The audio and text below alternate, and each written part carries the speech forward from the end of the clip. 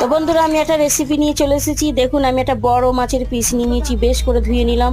এতে সামান্য নুন, হলুদ গুঁড়ো, লঙ্কা গুঁড়ো দিয়ে বেশ করে মাখিয়ে নিলাম।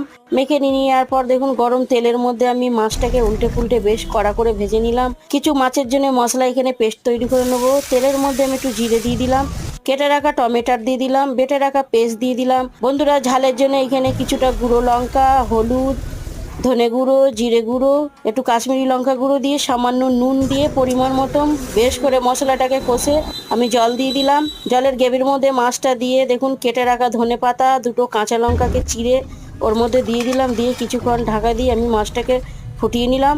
বন্ধুরা আমার এই মাছের রেসিপি তৈরি হয়ে গেল। আর এই মাছের রেসিপি দেখুন ফরমাইশ হয়েছিল আমার মেয়ের।